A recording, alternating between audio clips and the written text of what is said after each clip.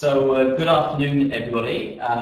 Welcome to the 62nd monthly meeting of the Strongly Sustainable Business Model Group. We are now, believe it or not, just a few members shy of 950 members, and so each month we have a small subsection who join live, and then a larger number of people who watch the recording afterwards. We are recording, so if you don't want to be recorded, please leave. With that, I will also just highlight that the first link in the chat points to our agenda and also a list of who's online. So if you want to find out who we all are and where we're all from, then take a look at the end of the page that the first link in the chat points to. I'm absolutely delighted this month to be able to introduce our speaker, let me just get that out of the way. Daniel Christian Wahl is the author, amongst many other things, and I'll let him introduce himself in another way, but I just wanted to highlight his book that came out at the beginning of this year, if I remember correctly, Designing Regenerative Cultures, which when I started reading this, I immediately said we have to get Daniel to come and talk to our group, and then it turned out that Stephen and several other people in the group knew Daniel personally, and so we were able to make a connection. Daniel is also connected to the International Futures Foundation, Futures Forum, which where we've had several interactions with people like Amy Hodgson and others over the last years, both in this group and more generally. So lots of good connections that lead our paths finally to cross. So with that, Daniel, I'm going to hand it over to you to lead us through an interesting, what I know will be an interesting discussion for the next 90 or 80 minutes or so. Peter Jones has just joined us in the room as well. Hello. Hello, Peter. Hello, everybody, and yeah, thanks for inviting me. Let me just start by saying it's 20 to 11 where I am, so I've had a long day, and I apologize I didn't prepare slides or anything. I just decided to really take this more in the spirit of conversation and counsel, and I'm just going to open up with a few, let's say, provocations, and then I'm really happy to see where you want to take the conversation, and I think that way it's much easier for me to, at this late hour, stay awake and stay present than just talking to a bunch of slides that are pre-prepared. So yeah, again, thanks for inviting me, and I have a list here of what I want to talk about, so sometimes you'll see me looking down.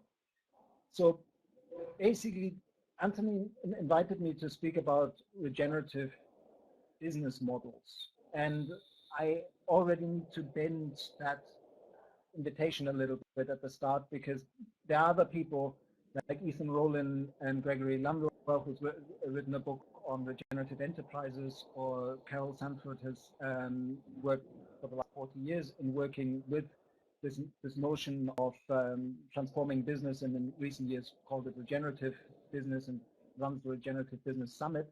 And all these people probably know more about, or could give a better talk on, regenerative business. I'm very interested in how things integrate across scales, and what I'd like to open up as some possibilities that we could go deeper into is, let's start from the biggest scale, the global scale. To what extent can we actually design regenerative businesses if we're still playing within an economic system that has some fundamental structural design flaws that needs correcting? So we're running we're set within a system when we try to create regenerative businesses that use currencies that in their very design drive a need for economic growth in our economies, because of the way that money is created out of nothing every time somebody makes a bank loan, and then there's differential interests between loans and deposits. All of that creates structurally a need to keep growing. And so we're playing in a game that is by default set up to be a zero-sum game of winners and losers. And it drives us to exploit nature and to exploit labor or exploit people ultimately, because it's the system's logic that requires that. So at this very big scale, we could have a conversation around what is needed to create a regenerative currency. Then just before you all came in, Anthony and I talked about that I include the Panaki model and the adapter cycle, Gunderson and Holly's work in my book. And Anthony was particularly interested in, like he said that from the work of the Strongly Sustainable Business Model Group, there's a lot of, from what they've been mapping, there's a lot of work at the scale of the individual business. There's a lot of work about meaning and the different approach to business, even going into the spiritual side of what does it mean to create a meaningful business. And then he said there's a lot of work at the macro level, but there's not so much at the meso level, the regional. And so we could also talk about what it actually means if we are trying to create these transitional entities that are regenerative businesses in a system that is fundamentally flawed, but that we need to somehow transform. And in the meantime, these businesses still need to stay alive. So how do you create businesses that can, on the one hand, function in the existing business environment, and at the same time collaborate in business ecologies at the regional scale, so they actually transform the environment and build the environment that could, in the what I would call the third horizon. I don't know, is everybody more or less familiar with the three horizon model of the IFF? I think it would be worth recapping. Okay, just very. Yeah, we're really familiar with it. This is what is the use? Not everybody yet. Excuse me?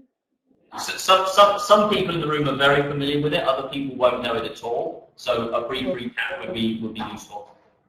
So this is where it would have been useful to have a slide. But basically, the three horizon model, I probably have an image here in the book, describes, rather than, let me show you.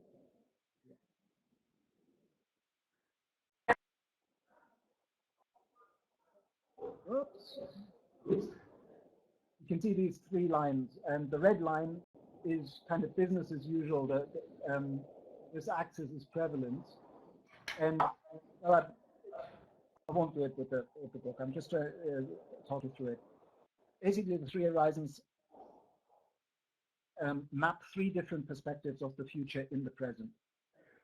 One of them is the perspective of the manager, the prime minister, who is in charge of keeping the lights on, keeping people in school, kids in school, people in work,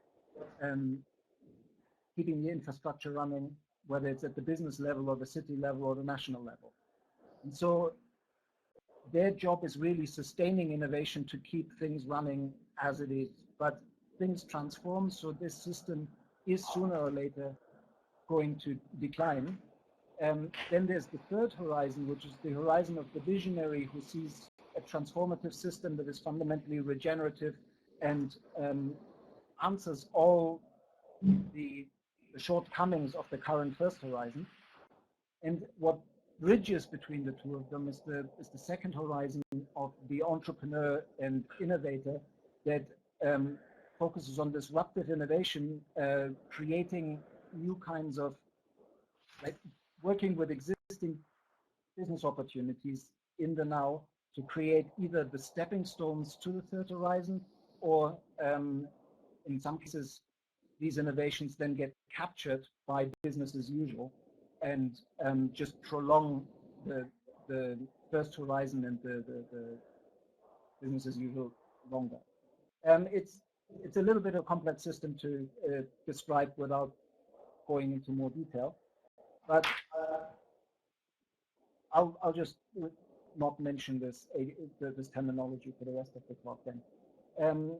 The main thing is we could talk about this issue of the regional level. How do we create business ecologies at the regional scale that support each other and begin to build local resilience, the capacity for local production for local consumption, or regional production for regional consumption.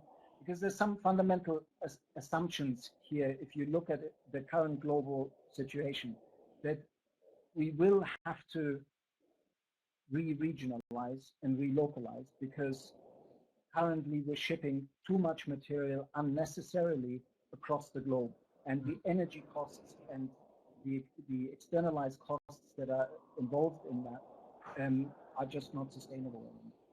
But that doesn't mean a complete protectionism or parochialism. It means that this kind of re-regionalization and relocalization actually creates opportunities to generate jobs, create, particularly in the times of climate change and all sorts of other possible disruptions that are coming towards us in the 21st century. It creates much more resilience in the system because it creates redundancy by not being quite so dependent on long supply lines.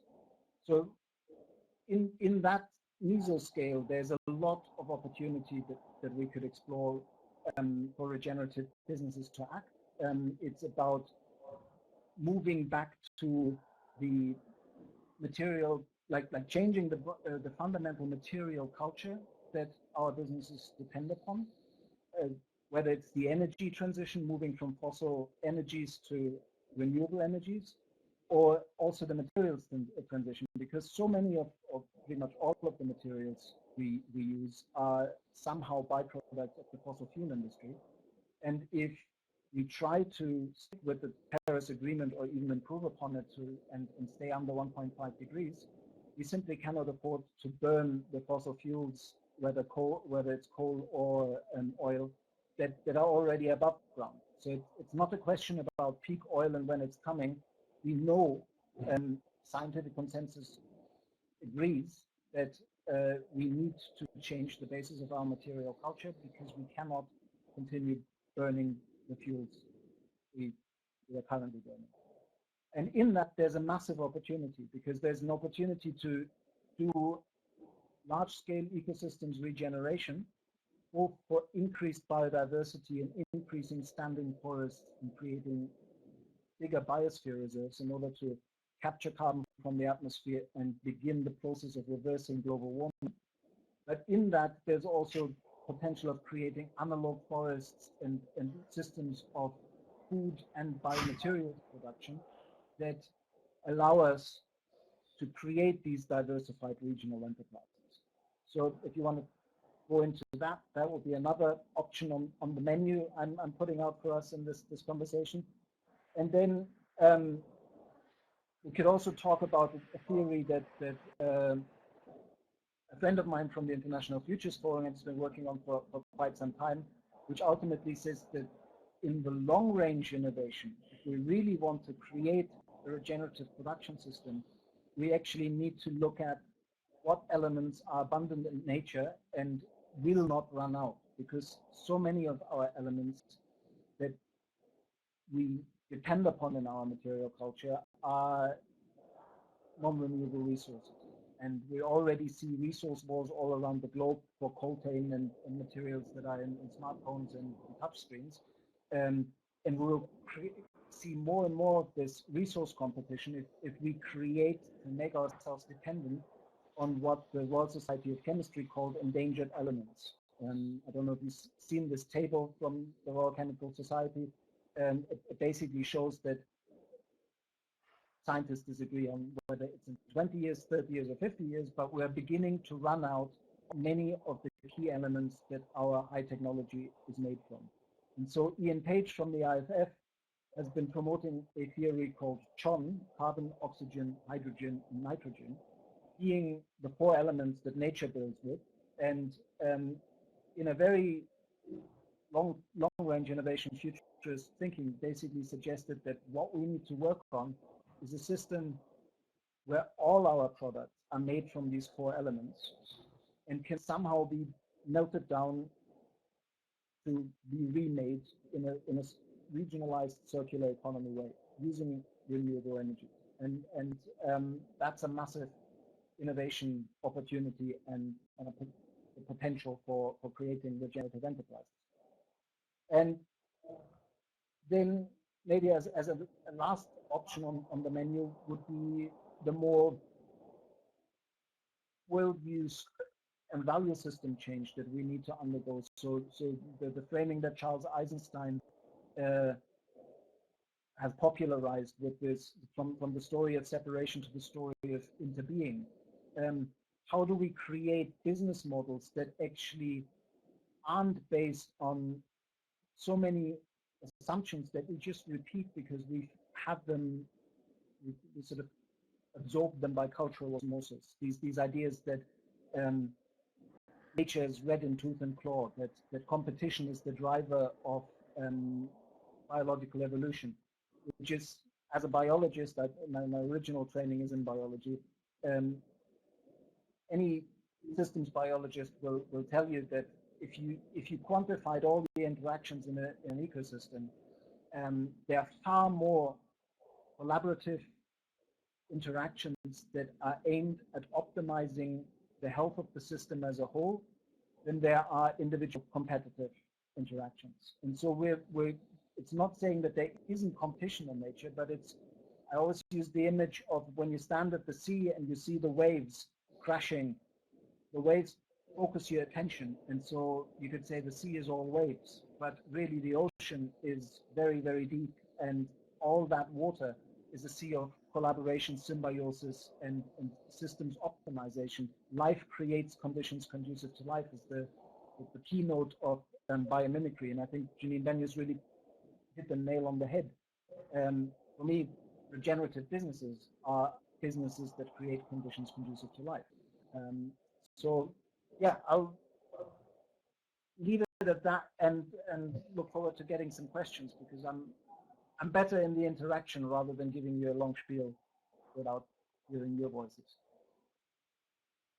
Thank you for that introduction. So folks online, you can try unmuting yourself and speaking, but historically we found it's easier for people online to type. For those in the room, obviously you can speak out loud. So I would invite questions. And I certainly have a few of my own, but I'll let if you're going to be shy. I'll ask. Okay. This is Andrew Simpson. He's off to the left of the camera. I'll see if I can turn it. Hi, Daniel. Just to go on the point you just made about Con-Age, are there any examples of businesses that are starting to build those products using those 4 elements in models we can start to look at? Not yet, I would say. I mean, this is like people are starting to shift towards biomaterials in general. So that would mean that people are shifting towards a lot more carbon, nitrogen in their products. But high technology, there's a fundamental redesign of how computers work and so on involved in this, which this is really like the Chon bit is very much long range innovation. I think if we look at businesses that are creating models of how to recycle biological materials at the local level and create local production for local consumption. One of the projects would be a long-range innovation pilot that I worked with a Belgian detergent company here on Mallorca, where I live. It's an island in the Mediterranean that is relatively small, and when they asked me to make suggestions on how they could apply biomimicry to their innovation strategy, I suggested that asking themselves the question, how does an ecosystem produce in the region, for the region, with renewable energy in a way that doesn't accumulate toxic substances in the region, and that is fully recyclable with waste being designed out of the system. Could they create, as a global detergent and cleaning product company, a model for decentralized manufacturing that would use Mallorcan waste streams, whether it's municipal organic waste or forestry waste, and convert these waste streams through biofermentation and biodigestion processes into the chemicals that they can then make their cleaning products out of. And we started along that line. From the beginning in this particular case study, we had two levels of innovation. One of them was experimenting what are the mapping the resource streams locally. What can we play with? I analyzed orange peels and carrot pods and almond husks for the chemicals in them. But then also looking at the innovation at the business model level, which is a company that has 35 years of experience in making eco-detergents, working with local chemical companies and local producers here on the island to create the local product. So the idea from the beginning was not for this company to come in, displace the local businesses and create a new production facility, but it was about working with local businesses, creating these regenerative enterprise ecologies of local collaborators that put in their production capacity and the global player putting in their IP and their know-how and how to do it. And I think this is a model for how to kind of evolve the massive corporations that are currently part of the unsustainable or degenerative system that we've created, and offer them an opportunity to still have a role in this transition, which is use the knowledge that is held in these big companies, but make them knowledge partners in a global local collaboration. In the end, this project was called Global, because of this level of integrating a global player with local production processes. Unfortunately, I would love to now hold up a bottle and say, here's the product. And we made some sample products, but we didn't actually get that far because this particular company then merged with American partner company and the funding was cut. Yeah. Does that give you an idea? Very nice.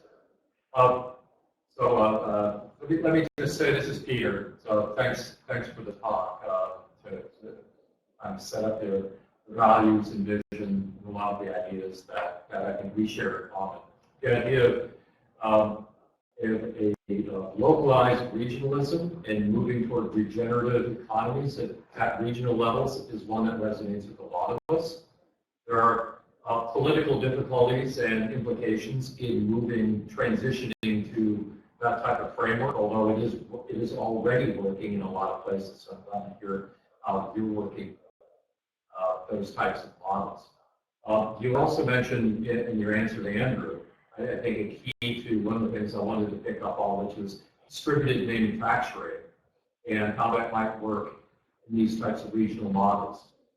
Our group is a group of flourishing business innovators. We've been working with a strong sustainability approach for some time. We tend to work with smaller organizations, and I think when we look at these larger scales, we may need to, I think we've got tools that might be helpful for those conversations. What we don't have is perhaps the socio-political experience of working with stakeholder groups that can make decisions and help us make the decisions to move companies, organizations, and kind of frameworks towards taking the risks with these new business models, to shifting from a capitalist distribution model to something that might be more distributive and involve more shared risk across the public sector. So I think we're interested in a lot of the same things. What are some of the things we might look at for the transition to kind of a higher level of, I guess you could say, political intervention? We work with how are you seeing decision makers listening to to your arguments and your approaches. What are some of the kind of interesting things we might take from your experience? You've highlighted a number of key areas. I mean, when I convinced this company to engage with this long-range innovation project, one of the key words I used was distributed manufacturing. Then you highlighted another key issue there, which is as we were engaging in this and we started to map, we worked with a Cambridge-based, UK Oxford-based innovation company that uses high-level, high-resolution satellite images, and was developing an algorithm through which we could have used these real-life images from satellites to predict the bioproductivity on Mallorca, tree specific. So they would look at mapping from space. They would look at this is an almond tree, or this is an almond plantation, this is an orange plantation, this is a carrot plantation, and then use an algorithm to predict each year what is the amount of harvestable fruit that can be expected, but what is the amount of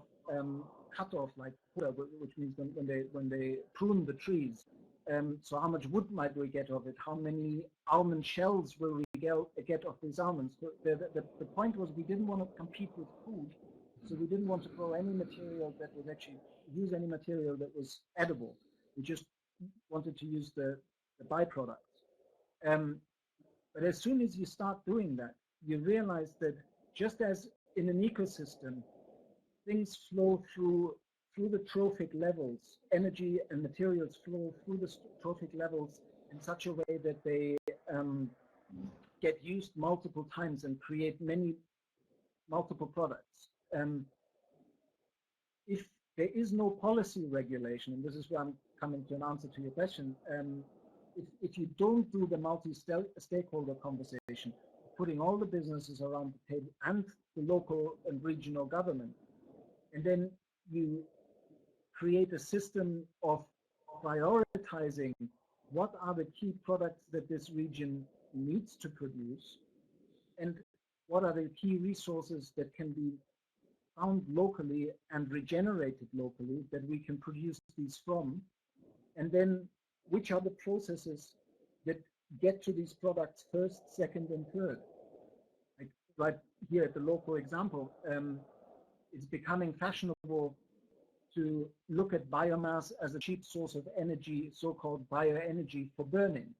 But in this new trophic level of the new biomaterials economy, the last thing you want to do is to burn it. Like you do maybe want to burn it at the end, but first you want to take it into a biodigestion process and create biomaterials. And of course, at any point, you might also need some of the material to feed back into the soil to create a non-depleting regenerative system. So you need to have priorities at multiple orders. Exactly. And the key bit that you pointed at is it is really complicated and complex. There are so many stakeholders, and the normal business knee-jerk response is that just takes too long.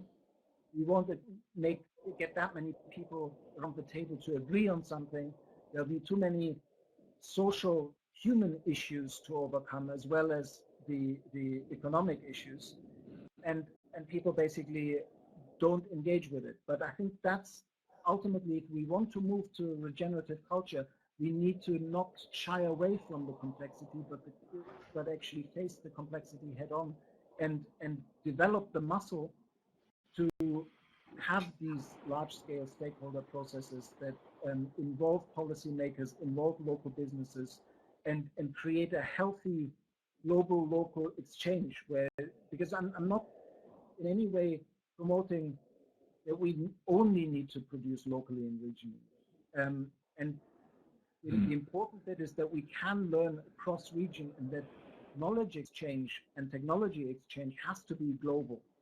But the production, we need to help each other to move towards a system that produces more regionally, and that involves all three sectors. So Simon has a question for you in the chat there, Daniel. And then I have a follow-up question from Peters and actually Andrews.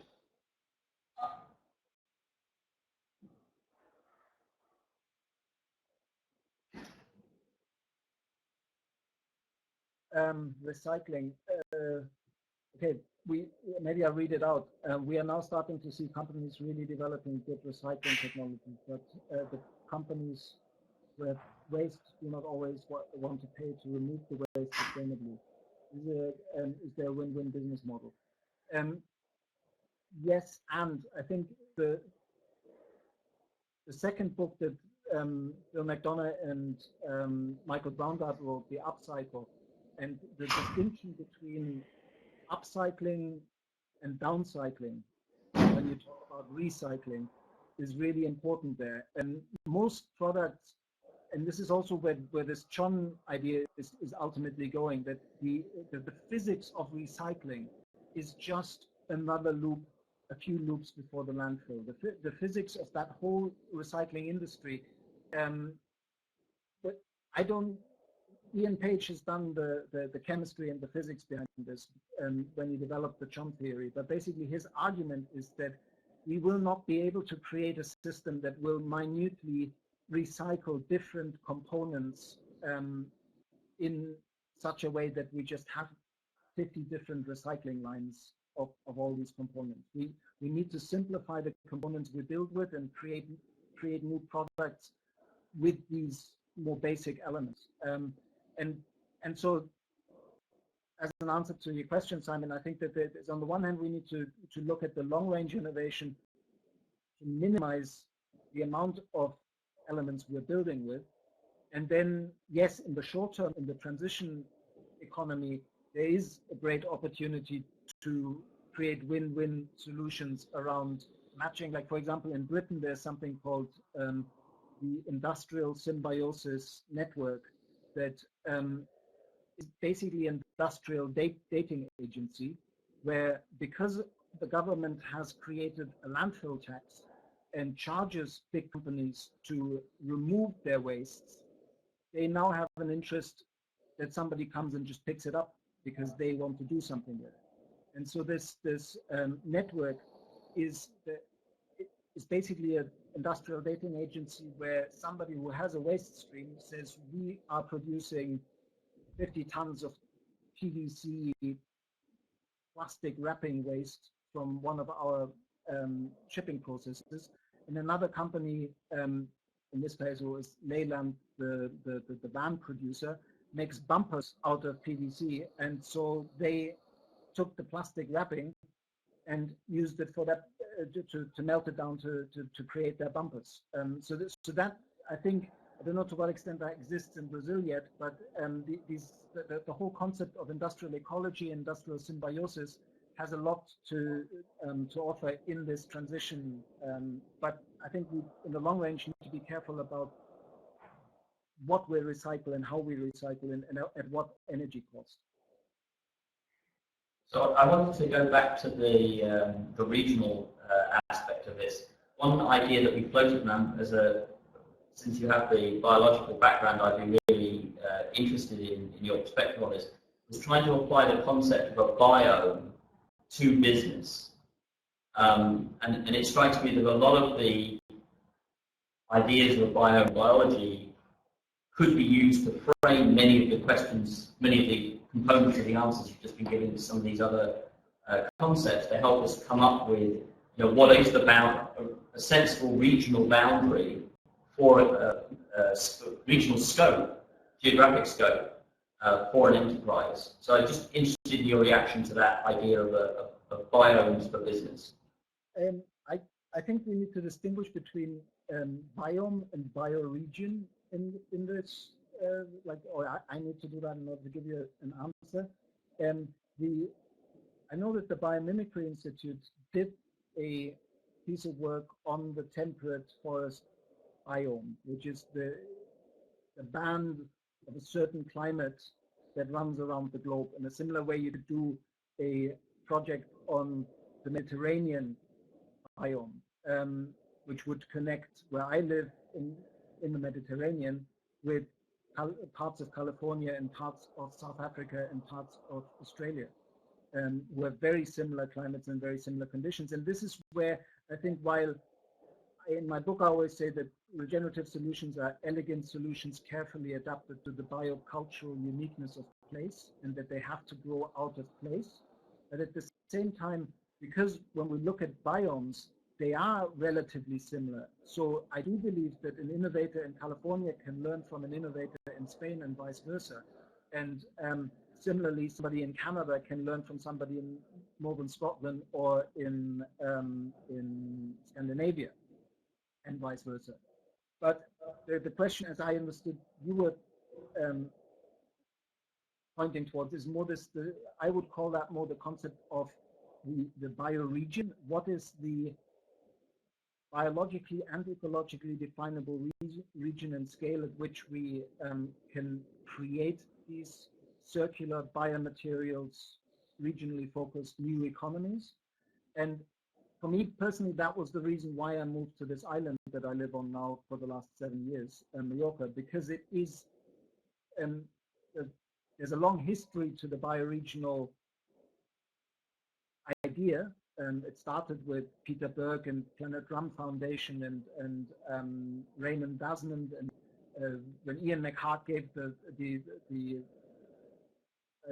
talk for the first Earth Day, he spoke about the concept of bioregion. So this has been around since the late 1960s, late 1970s, but it hasn't taken off because there was often a lot of this discussion around where's the boundary of the bioregion. A lot of work has been done on watersheds, looking at the major river system that a city or a place is on, and then defining the bioregion based on a watershed. Since I wanted to create a viable bioregional model, I chose Mallorca because there it's very clear islands are perfect study cases for bioregional work, because once your feet get wet, you're off the bioregion, so the bioregion is naturally very well defined. But it's exactly where I think that the future development lies. Like, for example, John Liu's ecosystem regeneration camp idea that he's starting to pilot now in southern Spain. That is piggybacked with a project that the Common Land Foundation has started in the same area, which is to regenerate the Altiplateau around Murcia, which is a semi-deserted, used to grow almonds, but even now the almond production isn't really viable anymore. And what they're looking at is a 25-year commitment of using things like biochar burial and bringing back the water and replanting, basically using techniques from regenerative agriculture to build from scratch in a place that isn't viable as a region anymore, a regional economy where these kind of things can be experimented with. And I think that's another huge opportunity to create these bioregionally focused businesses. And in your neck of the woods, maybe the Bali network around Philadelphia that Judy Wicks started is an interesting case study for looking at business alliance for local living economies, for creating networks at the city regional scale. Is there a European equivalent to Bali? I've been looking for one. Good question. Not that well, I mean, there's a network in Switzerland which is more an alternative currency system that works at the whole scale of Switzerland, which is called the WIR, the Wirtschaftsring. And it's a currency that only businesses use in Switzerland, and it's counter-cyclical. So when global economy goes into depression, this system really kicks off, and it allows Swiss businesses to trade with each other when money is scarce or the banks aren't lending any money. So in that sense, because it now has a bank, the WIR bank, and they move billions of Swiss francs every year. And it's not really the equivalent of Bali, but it is another system that favors the creation of what Ethan Rowland would call regenerative business ecologies, linking businesses to each other. But of course, the VIA system isn't entirely regenerative in focus. They have just normal construction companies and lawyers and all sorts of services in their system.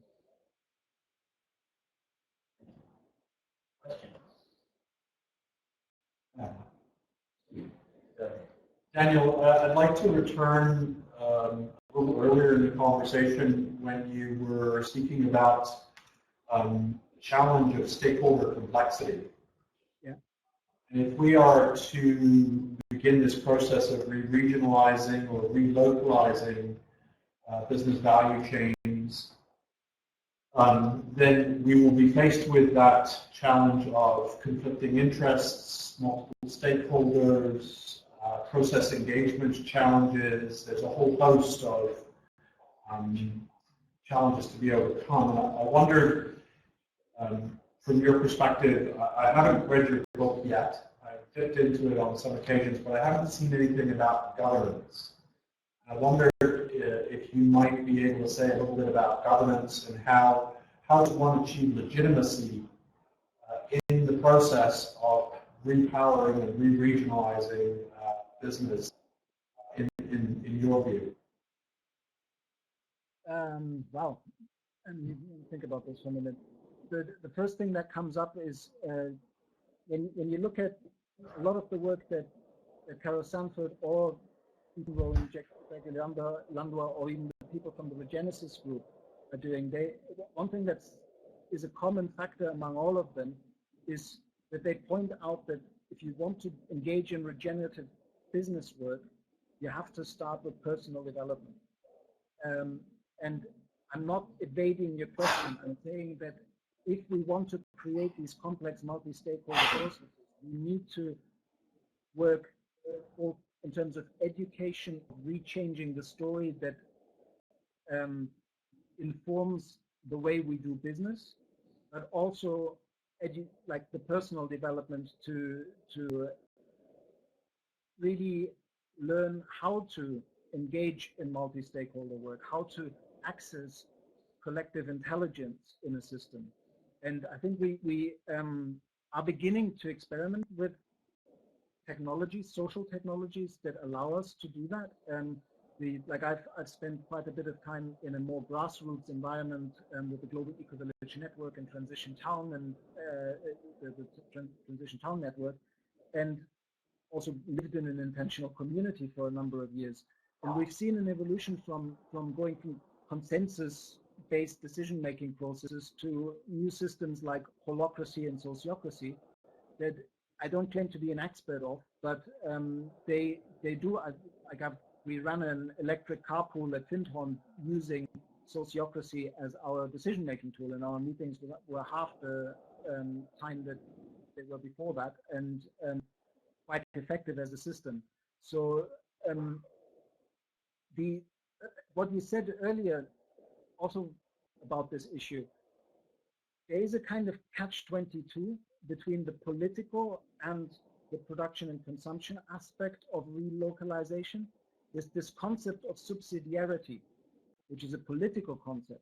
The decisions should be made by people at the scale where they really affect them. So as local, as regional as possible, and that the role of the higher level is just coordination. So nations are maybe an anachronism in a world of regenerative cultures, because what we really need to focus on is thriving communities and vibrant bioregions in global collaboration. And currently we're still very focused on the national level. And I know that I'm opening up a lot of cans of worms that you could also react to by saying, well, that's just pie in the sky and it's never going to happen. But it's never going to happen unless we have the conversation about how it could happen. Maybe I'm begging the question. Does that help? Or no, that's useful. Because I like that you took it to the personal, and I like that you spoke about accountability. And I really do believe that new systems of accountability are essential. We're going to be able to make the kinds of transition that you're describing. And so accountability, personal learning to be personally accountable, and then accountable in collaborative relationships, I think, is a core competency that needs to be developed. I think Simon's typing another question. Other questions, Lou? I have one more. He has a mic. Maybe it's easier if he switches on his mic. It might be. Well, do you want to try, Simon, switching on your mic?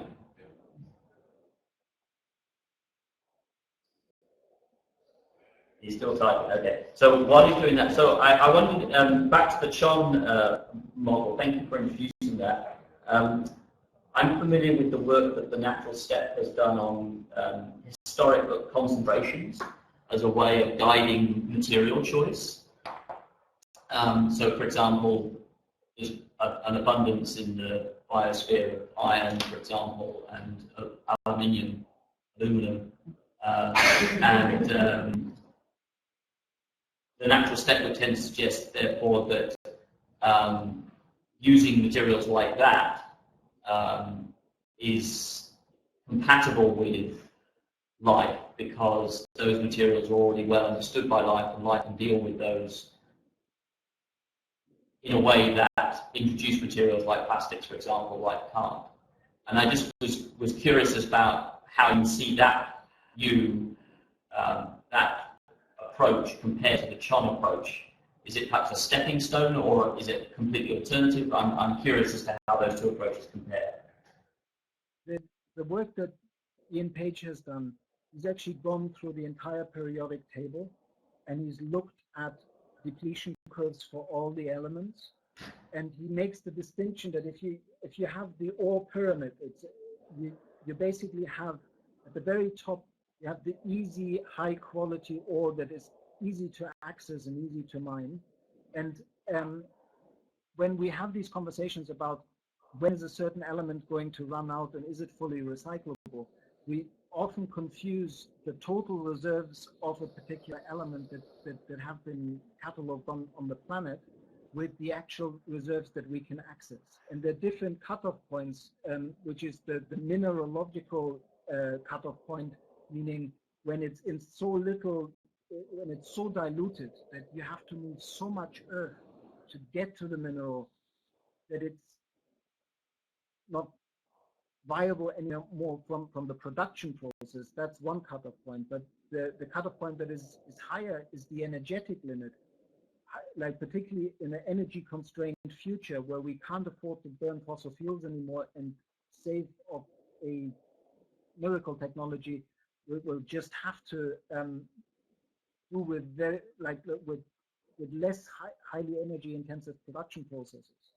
It means that certain, like even if there is still something left of that mineral, it will be harder to access. And so the difference between what we can actually use and what is there is striking. And the Natural Step, I think, is still playing in the field of working with what's above ground, what's already in our products. But so many of our product designs are made from composite materials where we've used high pressure acids, really complex industrial production processes to bring molecules together that don't really want to be together. And now we have them in landfills, and in order to separate these elements for reuse and recycling, we need to put the same amount of energy in that was put in to create the composite. So that's, again, maybe in the midterm we can do some of that, but the danger would be to create a whole new production process around these recycling processes that will last us, again, only another 20 or 30 years. And we need to think a little bit more long term. If we're going to fundamentally redesign the human presence on Earth, we might as well look at the long range in such a way that we create a system that might be regenerative into the 22nd century and not by the end of this century create problems that we haven't been expecting. If you have a moment, if you could put a link to Ian Page's work in the chat, that would be very interesting. I'd certainly like to read some more about that. I think from what you've said and what I understand of the natural step approach, I think what Ian has done is he's applied some more design constraints to material selections than the natural step has done.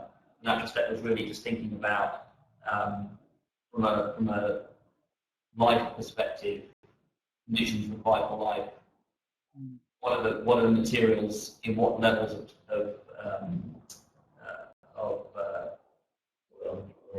what levels of concentration can the biosphere sustain? And those are going to be basically concentrations of those materials that were there prior to industrialization. But what they were saying is if you do something which keeps those concentration levels at those levels that they were prior to industrialization, that's going to be acceptable. But I think what Ian's done, in I understood your description, is he's introduced a bunch of other constraints, design parameters like energy consumption, for example, like how easy things are to separate out afterwards, which I think are also very important. So that would be really interesting to hear. And Karl-Henrik Robert, the founder of the Natural Step, was originally an oncologist, a cancer specialist, and really realized in order to treat cancer, he needed to treat our industrial production system rather than individual patients, which is a massive, wonderfully systemic shift of career.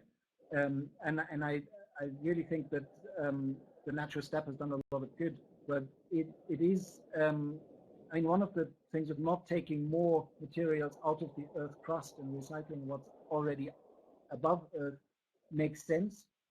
And we spent 250 years digging stuff up. And so we kind of upset most of those element cycles profoundly already. What the shift towards mainly focusing on biomaterials, which would be basically the CHON elements, would do is that it creates synergies of one and the same time creating new wealth through new bioproductivity at the regional scale. So you're putting back, you're enabling subsidiarity by giving local communities the ability to grow local resources for local production and local consumption. And in the same process, you're taking carbon out of the atmosphere by creating healthier soils, by creating standing forests, by creating a biomaterial culture of long-lasting materials that lock carbon into the used materials. So in the short cycle of the usage of the products we're creating, we're having climate change response in this new biomaterial culture. But if you do, like with regard to just as an add-on for the climate change conversation, it's not enough to just lock into the biological carbon cycle. We need to create production systems that also allow us to transfer through the way we work with soils, to transfer carbon from the biological carbon cycle into the geological carbon cycle, because the biological carbon cycle is only 200 years, so the stuff will come back out into the atmosphere. But the geological carbon cycle is much longer, and we're talking 10,000s of years.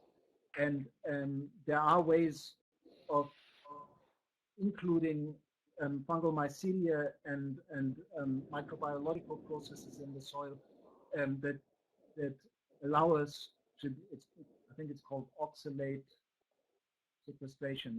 It's basically around the roots of trees, you get carbonates, bicarbonates forming that turn biological carbon into geological carbon that can then basically move into the Earth crust and get stored for longer. It's very interesting. This was the start of the discussion that we were having at the end of the presentation 2 months ago with Lorraine Smith from Bowlands, where they've been doing some work on reimagining the carbon cycle in that context. So it's really interesting to see how this those comments that you just made intersect with what Lorraine was saying a couple of months back. I want to point out what you just said, Daniel, seems to be the key to the regenerative perspective compared to the sustainability perspective that the natural step has fostered, which is in a sense more restorative, more oriented toward maintainability of a sustainable approach. The flourishing business, the flourishing perspective, I think is because we're trying to move away from sustainability, from orientation to sustainability, is very much aligned with how you described our regenerative approach.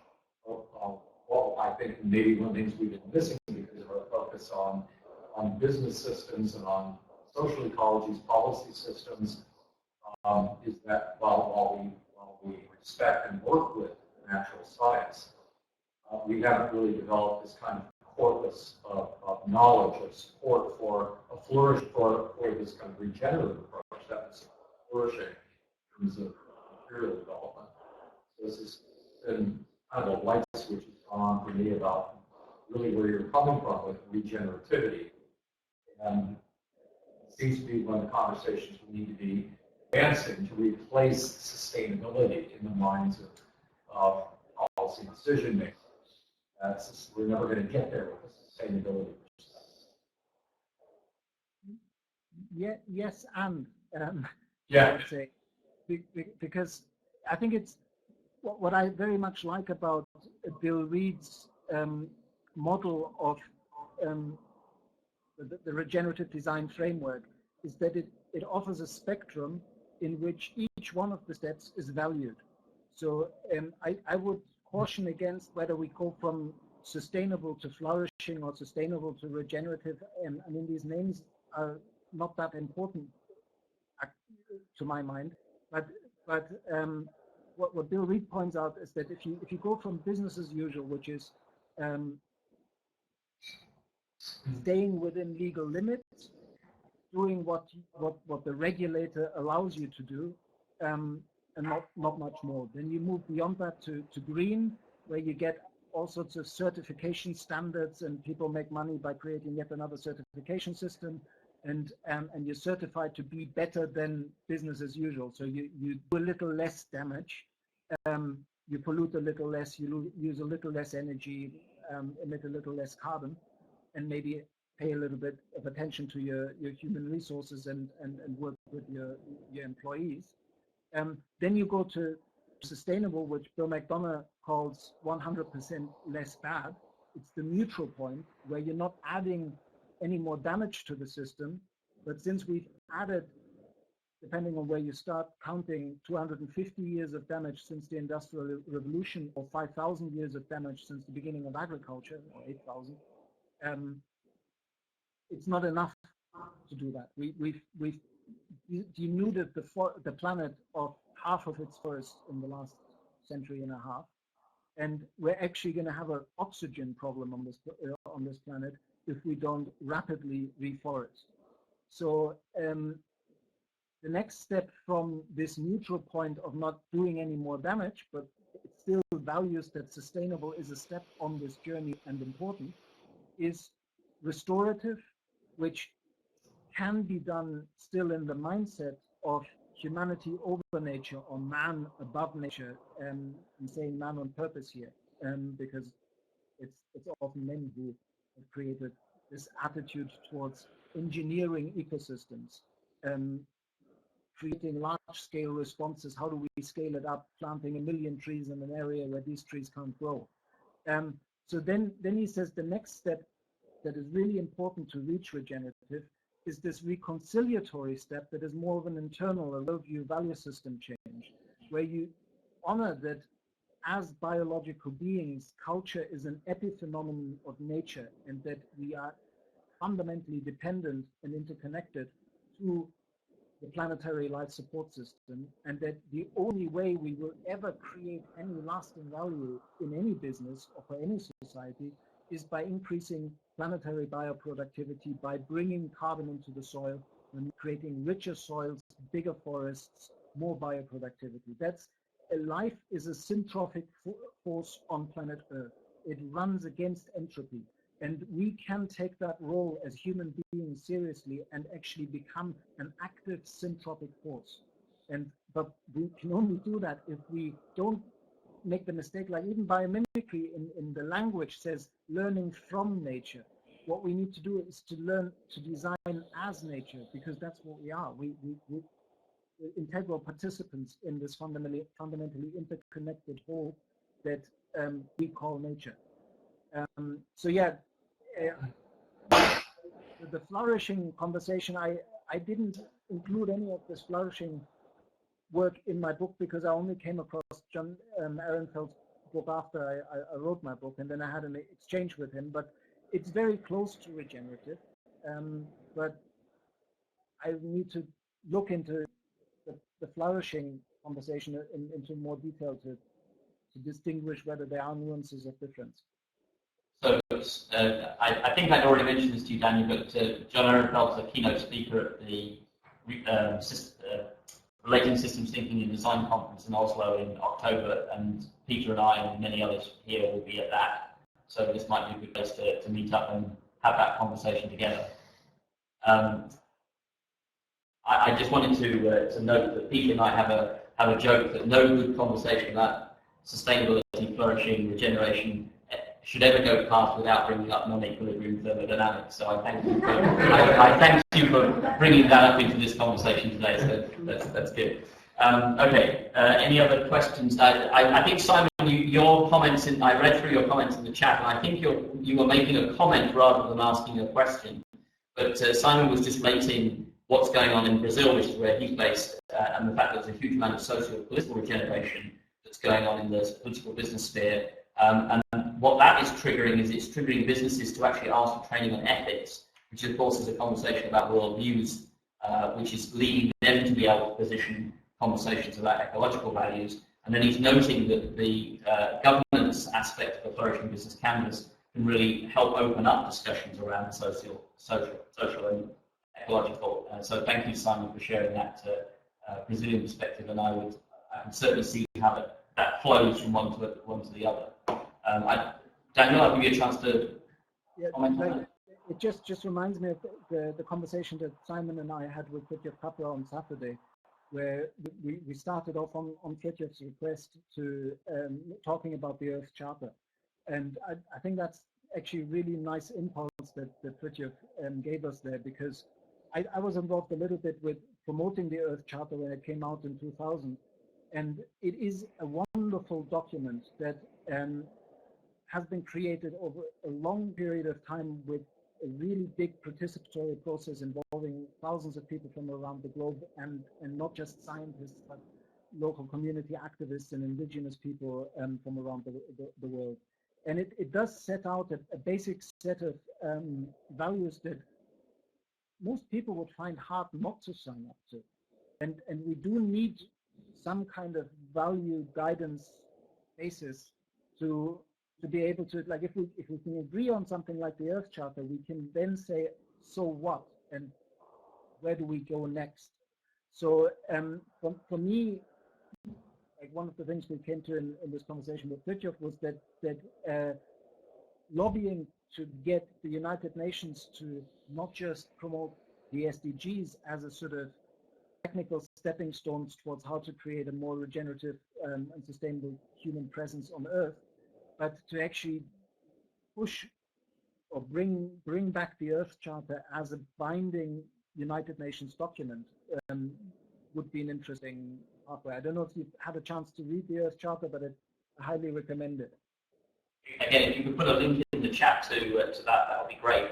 Along with the Ian Page, Sean stuff, that would be great. I observed that in our dialogues, we've been realizing that unless we have something at the macro civil society level, so that would be the United Nations, which is aligned with flourishing business, we're not going to get very far at the meso scale of organizations promoting that idea. And we've been starting to say that the UN SDGs should be replaced with the flourishing goals. My guess would be that if we started to think seriously with John Ehrenfeld about what the flourishing goals would look like, they would have to have many elements of the Earth Charter integrated in them. So I think there's some realization that we do need something at that macro civil society level in order to enable us to operate at the regional or the organizational level generatively. So that's interesting. Thank you, Simon. I think that the SDGs are a very useful tool that it's up to us to make them. They're called the global goals or humanity's goals. Again, the process, I was in Rio at Rio Plus 20 when the decision was made to convert the MDGs, the Millennium Development Goals, into the SDGs. And through my work with Gaia Education, which is an ECOSOC NGO, an Economic and Social Council, consultatory NGO to the United Nations, we've actually fed into the process of developing the SDGs. And while when you look at the 169 targets that are under the 17 goals, you can see that there's a lot of influence from the neoliberal lobbies that, like the pharmaceutical industry, because the targets are very kind of how many drugs we sold in Africa based. But the actual SDGs, the goals themselves, do have a strong validity and again, are areas where a lot of work needs to happen in order to create change at local, regional, and global scale. But because the UN is an international organization, so far a lot of the work has just happened at that multilateral conversation of nation to nation, or the conversation between the UN and national governments. And in my work with Gaia Education, I've developed a tool which is a set of the set of cards that basically, like we were challenging ourselves to say, can we create a process, a workshop, a one-day workshop that facilitates for local communities conversations around how the SDGs are meaningful to a local community and how this community could engage in projects that would actually implement the SDGs. Because we're never going to reach Agenda 2030. It's just going to be as empty, or like Agenda 21 did a lot of good things, but it wasn't reached. The MDGs did a lot of good things, but they fell short. And if we want to make the Agenda 2030 of the United Nations a success, the vital thing is to get local communities involved and invite the conversation on how are these 17 goals meaningful to the biocultural uniqueness of the places that we're in. And so what these cards do, I'll give you one example. Like, so there's 3 cards for each one of the SDGs. This one is on SDG 3. I've got the Spanish version here, so it's basically Salud y Bienestar, health and well-being. And then on the back of the card, we've used the whole systems design map that Gaia Education works with when it works with sustainability, which is the classic three-legged stool: ecological, social, and economic. But from the very beginning, 12 years ago, Gaia Education also included a 4th dimension, which we called worldview. It's now, in recent years, you've seen a lot of people using the word culture. In some circles, people use the word spiritual. But the point being that all these 4 lenses inform a different view on a particular SDG. And so on the back of each card, this one being about SDG number 3, you have a little bit in the white blocks, you have a little bit of information about global trends and what's going on with regard to health and well-being and what needs to change. And then in the colorful boxes, which are also structured ecological, social, economic, and worldview, there are questions that are basically following the system, the logic of how is this meaningful to you? What exists in your local community that you could strengthen, that is already helping the implementation of health and well-being in your community? And what are the projects that you can engage with to improve the implementation, to increase health and well-being? And then sometimes it even asks the question, how can you build alliances with other localities, local collaboration, to help people in maybe more unfortunate areas of the planet to also improve health and well-being, and you become a partner with that local collaboration. And we run a one-day workshop that is called the training of multipliers. And basically, the idea is to create a system that in an analog way creates a viral spread. So if you do a half-day or day-long training of multipliers, how to use these cards, then anybody who has a little bit of teaching or team leading ability could eventually, effectively, the next day, take a set of these cards into their local business, into their local town hall, into a school, into a university, or whatever their community is, and use these cards to facilitate these vitally important conversations. And if you read my book, I go on a lot about living the questions together. And instead of offering hard and fast answers in my book, I summarize each chapter with a set of questions, with more than 250 questions in my book. Because I really believe that since we're moving in an increasingly complex world that is fundamentally unpredictable and uncontrollable, we do need to get comfortable with our not knowing. We do need to get comfortable with understanding that whether it's sustainable or regenerative, it's a journey that we'll never get to the end of, because the bigger system that we're nested in terms of the panoply, is constantly changing. And so we're running in order to stand still, or we'll have to keep learning. So maybe a more appropriate cultural guidance compass to get us into a regenerative future is a set of questions, not a set of answers. So following that, so maybe we should be looking for the flourishing questions to be what the UN goes for next, rather than the flourishing goals. You heard it here first. So that's Gaia Education. That's the Gaia Education project that I just looked up. Now is that an educational program that your runner was going to ask, where do you teach and what should we be teaching?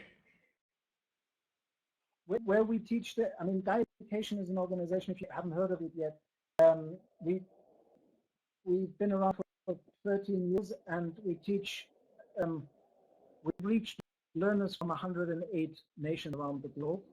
We've got 80 partner organizations in, I think right now it's 43 or 44 different countries on 5 continents. Just with this specific training, the SDG training of multipliers, which was only launched at the beginning of this year, it's been taught in a really wide range of settings. A big UNESCO conference, I believe it was in Toronto not long ago, at a meeting in Hamburg, which again was for public authority and local government officials. But we've also worked in Thailand with activists from Southeast Asia, and had Thai monks in the group. And we've worked in Madrid with, again, very diverse range of people, NGOs, from city government, from national government. So Gaia Education is really, because it's not an academic learning institution, it's very much focused on participatory learning and creating environments that are adaptable to a wide range of audiences. But I think these cards as a tool, as an educator, if you had a set of these cards in your hand, you could easily come up with ways of how to use them in your classes at Open. And I think we've seen on the Gaia Education website, we can order those cards online. Is that correct? Yeah. Yeah. I will, Anthony, is it possible that I can send, like, there's a request to send some information about John and about the Earth Charter. Can I do this in this chat afterwards, and people can access it still, or does it? If you can do it afterwards, if you can put it in under your in the post in the LinkedIn group about your talk today, just put it in as a comment. So I will post a comment when we finish with the link to the recording, and then anything else you'd like to share, you can just follow it up with and then this conversation can continue there if people would like. Great, because there's a little video. It's a 45-minute presentation that Ian Page did on Chom, and I need to ask his permission to share this video because it's unofficial. It's floating around in the video space, unsearchable. But I think it'll be fine for me to share it with this group, and it'd be interesting to see how people respond to that presentation. So I'll send you more material after this. I mean, and if he's interested in sharing that with us at one of our monthly meetings with a particular focus on the organizational, the business perspective, I think that would be a topic we'd be pretty interested in hearing more about. As you said, it's definitely gone beyond where the natural step was thinking. So there's not many people who have done anything in this space. So, yeah, I'm aware that it's coming up to midnight here. yes. Good work. So you've done very well, Daniel. You've kept us very interested and attentive. Everybody's been focused very much on what you've been saying. So. I apologize for it being a little bit all over the place, but I really felt, partially because I'm kind of moving into just starting a parental sabbatical in a couple of days' time, and so I had a very busy weeks leading up to this, and I just felt it was more interesting to have a conversation with everybody present rather than pre-prepare a talk. Yeah, no, this has worked out very well. I think your assessment was very good. And if there are any slides you'd like to share just for review independently to introduce some of the key topics in the book or some of the key thoughts behind the book that you want to share with a link, for example, to something in the LinkedIn group, feel free to do an advertising of your book in whatever way you feel is useful to you. I guess one topic we didn't get to that much, and I'll maybe send a link to that. Like I've in the last 6 months, I've put out a lot of what's in my book in small, kind of more digestible, bite-sized chunks on Medium, and so I think tomorrow I'm hitting 100 posts on Medium. So there's plenty of material there, which is also some of it is from my PhD thesis from 2006, which was on design for human and planetary health. Really, for me, that is when we talk about regenerative. When we talk about, basically, when I was doing my PhD, I thought it was about design for sustainability, and then I realized how insufficient that word sustainability really is. And in the end, the PhD was called Design for Human and Planetary Health, and what Heraclitus called the pattern that connects, or even also Bateson picked up on that, the pattern that connects. That's really what we're trying to sustain. If we create regenerative businesses and regenerative business enterprises, it's about reconnecting at the regional and local scale through global collaboration, networks that nurture the system as a whole rather than optimize individual parts. We've created a win-lose system that is about competitive advantage, and the future in an interconnected, complex world with a number of severe crises converging that will test us on a heavily overpopulated planet. We can only get through the eye of this needle if we move from competitive advantage to collaborative advantage. So for me, that's really the deeper conversation around reframing our guiding myths as a culture, the story that we're competitive individuals and so on. And it's true because we make it true, because we retell the story. And we can find lots of examples in stories that show that it's not true and that we're actually much more collaborative and creative, and that our species evolved as a separate species through collaboration. Our forte as human beings is information exchange and collaboration and working in teams. And so I'm leaving you with that thought, because for me that's really at the core of this And that's also where the personal development dimension of becoming an effective change agent in the transition towards regenerative coaches is all about that inner work and that reframing one's storytelling and watching one's language and the frames we use in order to create means that are actually culturally created, that can travel and that can inform not just a new way of doing, but a new way of being in the world. That's a fantastic place with which to end this wonderful conversation, Daniel. Thank you very much for staying up for us.